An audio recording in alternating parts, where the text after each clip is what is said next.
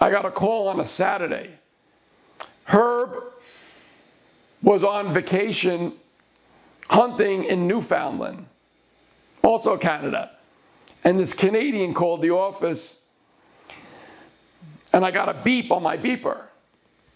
And I called in to get the message. And I then called these people in Montreal, and they were telling me this story about how they were on their way to vacation over the summer with their family. And they were traveling southbound on the Northway, which is the north-south route from Albany to Canada. And they were talking about driving down in the middle of the night. They were driving at night because they wanted to get there during the day. And at about 4 in the morning, they were climbing this hill on the Northway, which is a roadway that basically doesn't have any lights. And they started climbing this hill on the Northway, and it had a limited sight distance because they're climbing the hill, so they couldn't see what's on the other side of the hill. Unfortunately, what's on the other side of the hill was a tractor trailer that was hauling compressed hydrogen, lying across the entire roadway.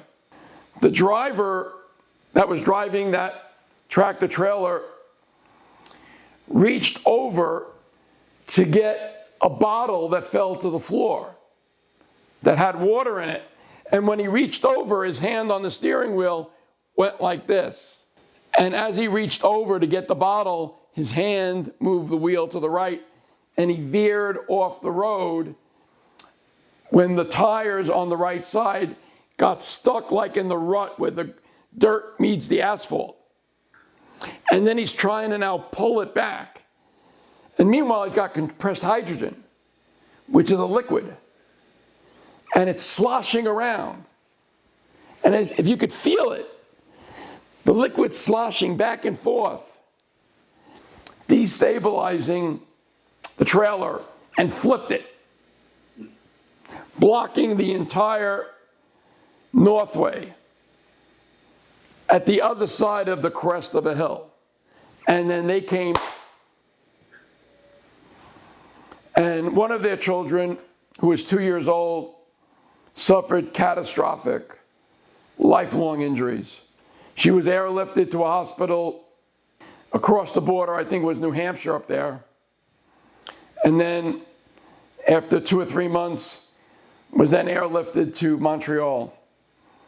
When I got the call, but one of the investigators in the office, I called him on Saturday, and he said to me in a very heavy Russian accent, "Hey, Jetty, if it was a big case, you'd be on the plane."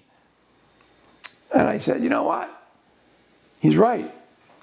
And I immediately called the travel agent that we used, told her, get me on a plane tomorrow to Montreal, called the client. I says, I'll be up in Montreal tomorrow, meet me at the airport. They did. They took me back to their home. I met their other son. We sat and talked for a while, and then we went to the hospital to see their daughter. Their daughter was in a halo and a lot of other hardware, making her immobile. It was just the worst tragedy I've ever seen in my entire career, even to this day. It was just a really sorry state. We signed up the case. I filed suit probably within a week, probably the next day, but certainly pretty quickly. I took the depositions of the driver and the company that owned the truck, and we took some depositions of the police officers who were on the scene right after the accident was reported. We litigated really heavy. The defendants actually offered a substantial settlement after the discovery was complete. But I turned down that offer. Most lawyers would have taken it in a heartbeat. It was a lot of money. I turned it down. I sensed that they had more money. And I have that sense. I've always had that sense. My partner would always talk about that sense. He'd say, it's Jerry's bones. So the judge adjourned it. He says, listen, you go back to the defendants, you go back and try to get some more money, come back here in another month. Came back in another month, and their offer was more than double. More than double. But it wasn't enough. And the judge again sent us all back, and I think maybe 6 or 8 weeks later we came back again. And they doubled it from there. And I told the judge, it's still not enough. So this kid's going to be a vegetable the rest of her life. He says, we got to make sure that she's protected. Talking about a new van every 6 years that has a pneumatic lift, 24-hour care. I said, this is just not enough money. So the judge looks me square in the eye and says, Mr. Parker, you're in Albany. People pack apples and pick eggs for a living. They don't make this money in 10 lifetimes. So I said, Judge, the parents are on the same page as I am. They don't think it's enough money. And we just have to get the amount of money that we need so that there's no question that this child is going to want for nothing for her entire life, no matter how long that is. And there's nothing in the record that indicates that our life expectancy is going to be any shorter than normal. Though the life is certainly not going to be normal. So I said, Judge, do me a favor. These guys have more money. Please give me 90 days.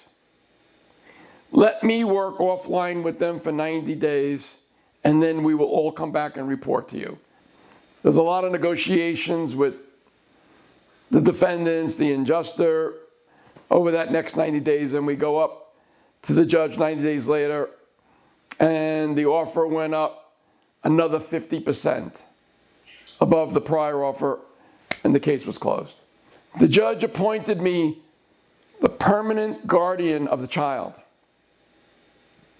and ordered that I retain an accountant, and he wanted annual reports on this child and the finances. And he wanted me to approve it before he saw it.